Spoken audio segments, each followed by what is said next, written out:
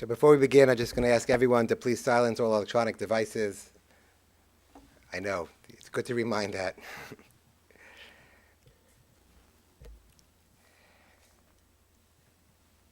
Just want to explain, my name is Rabbi Binyamin Blau. I have the privilege of being the rabbi of Green Road Synagogue, where Chaim Dov ben Shmuel, Bernie Kofman, was a long-time member, and it's my privilege to officiate today at the funeral. I do want to mention that also because it is during Chol HaMoed, it's in the middle of the holiday, it's going to be a little bit distinct, some aspects will be omitted, and what we're really trying to do more than anything else is learn lessons from an incredible life and celebrate the life that he lived. So I'm going to start off with a parak of Tehillim, a chapter from Psalms. This is parak of Gimel. Mizmor LeDavid, Adonai roi lo echzor, bino stesha yarbitzeni ame menuchos yinahaleini, nafshi yeshovev yancheni b'maglei tzedek leman shimo, kam ki elech b'geit zamaves lo iwara ki ato imadi, shivtecho mishantecho heima yinachamuni, tarach lefanai shocha neget zoriroi, Dishanta b'Hashem en roshi kosi rivoya, ach tov v'chesed yudafuni kol yemei chayai, v'shabti v'eis Adonai li'orech yamim. I'll translate. Song of David, the Lord is my shepherd, I shall not lack. God makes me lie down in lush pastures. God leads me beside tranquil waters. God restores my soul and guides me in righteous path for God's name's sake. Though I walk through the valley of the shadow of death, I will fear no evil, for you are with me. Your scepter and staff, they comfort me. You have prepared a table before me in full view of my adversaries. You have anointed my head with oil, my cup overflows. May only goodness and kindness pursue me all the days of my life, and I shall dwell in the house of the Lord for the length of days. As I noted, we're gathered together today to pay respects to a husband, a father, a grandfather, a great-grandfather, a survivor. And there are so many lessons to be learned from his life. The truth is, as I was mentioning to the family before I started, for those who knew him well, these remarks should be in Yiddish. And this could have to go to English. English was not his forte, and in fact, the first time I met him in the shul, he recognized I was able to speak Yiddish, and that was the only way we communicated. We only spoke in Yiddish. But here he was, a gentleman who grew up in Europe, part of a very religious family, one of 13 siblings, only one of 2 who survived the atrocities of the Holocaust, and someone who had gone through the atrocities that he had witnessed. After all, he had family members literally ripped from his arms and killed in front of him. His first time he saw his mother without a sheitel was in the camps itself. He had never seen her without a sheitel beforehand. Someone who had gone through those experiences, one could have easily assumed that that type of person would have given up on everything, given up on life, and definitely given up on his family and his tradition.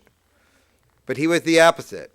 He had opportunities, even in the course right after the war, to escape, to go away, to do his own new life, forget everything behind him. But he had already met his wife, he made a commitment, and he remained. In fact, he didn't come to these shores until the 1970s, because he wanted to check to see if any family members had survived. And he searched, and he found one brother, and only then, when he was sure that there were no family members still there, did he come to this country. He was a stalwart member of the Green Road Synagogue. Through the years that I've had the honor of serving in the shul, I always knew his yantif when Mr. Kofman was there. He had his seat that he sat on.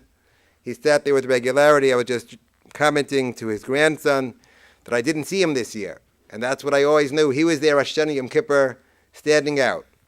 He was, the best way to describe, a starker. He was a very strong man. He was a strong man physically, but he was strong of will. Not only did he survive the horrors of the Holocaust, he rebuilt his life, and he thrived, and he loved his family with intensity. He was someone who loved life. And again, sometimes when you're faced with those type of challenges, you can retreat, you can be withdrawn. That wasn't the way he was. As Lauren, his great-granddaughter, told me, I don't want him to be remembered in a sad way. He was a person who lived a very full life. Even at the very last remembrances, we're asking, how is everyone doing? Want to make sure everyone is doing well. Playing cards.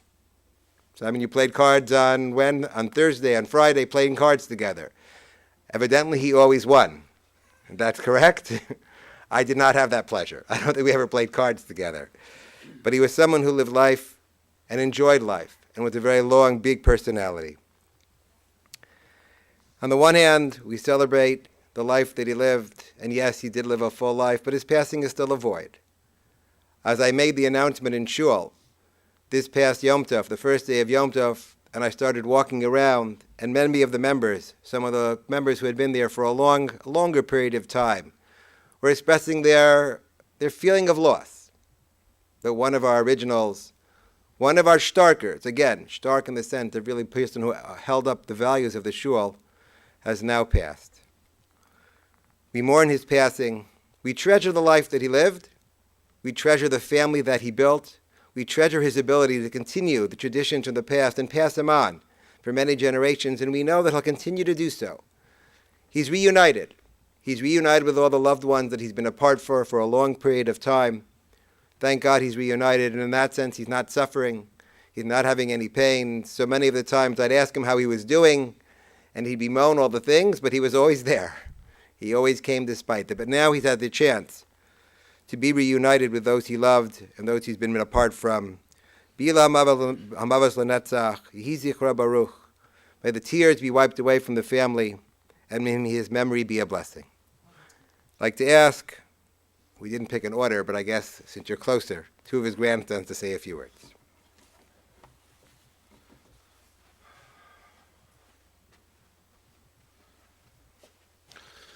Good morning. I grew up with my grandfather being around all the time. In fact, when I think of my grandfather, I think of Shul. So it's very appropriate that we're talking about it from a Greenwood perspective.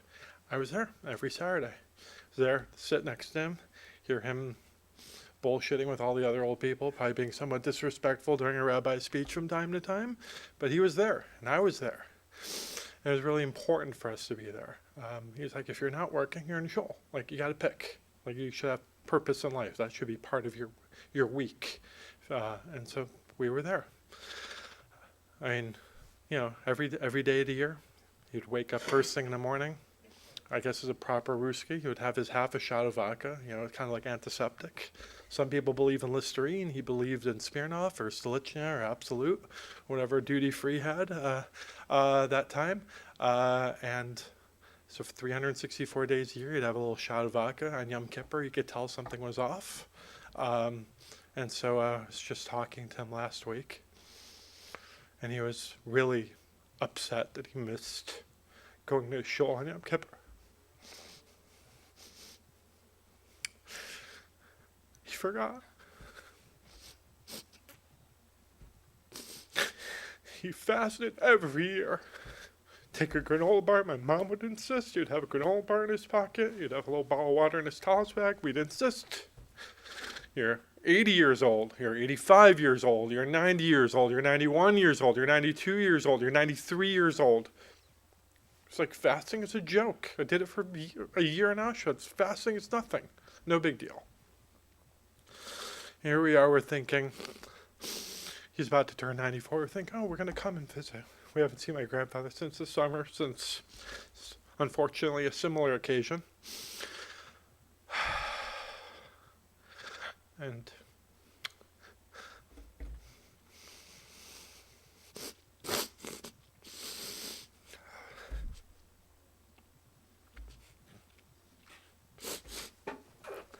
so my father and grandfather would say, man tracht and Gott lacht.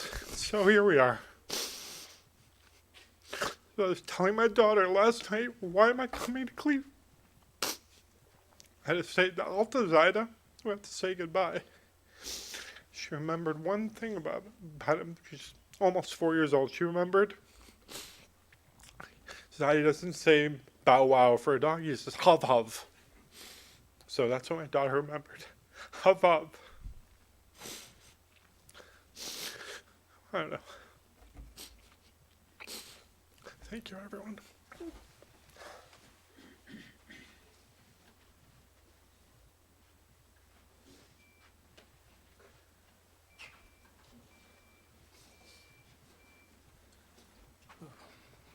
Thanks, everyone, for coming.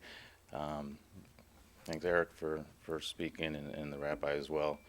You know, the first thing when I think about my grandfather, I'm a big baby, just how strong he was, like the rabbi was saying. I mean, he had no fear, you know. That's something that, you know, I wish I can, you know, that's what I'm strive to be, fearless like how he was. And he loved his children, he loved his grandchildren, his great-grandchildren. And, you know, just the strength of him when his wife passed away many, many years ago. His daughter recently passed away, and it didn't affect him. I mean, I would sit and think like, boy, I don't know how I could go on if I had a child that passed away before me. And it really, he was just so fearless and strong. It was like nothing. You know, after his daughter passed away, I really made an effort to, we would go every week, we would go play cards with him. And I mean, he was sharp. It was unbelievable. I mean, it was 93 years old, and he was like a professional. He was like Michael Jordan. He couldn't beat him. And I'm grateful because, you know, I knew he wasn't getting any younger. He was going to be 94 in a couple of weeks. So I have a couple friends, you know, that also came from the same background as me, and we you know, in his legacy, we're playing cards still too. I'm gonna miss speaking Yiddish to him. You know, it's a dying breed. You know, he was one of the last survivors to come over, immigrants, and I'm gonna miss speaking Yiddish to him. But I'm just grateful that he did speak with my sister,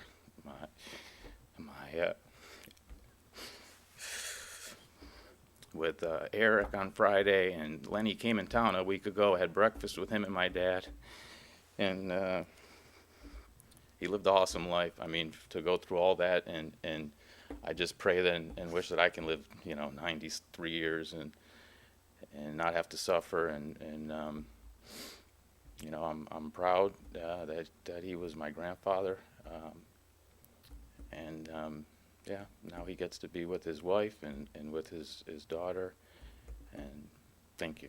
So.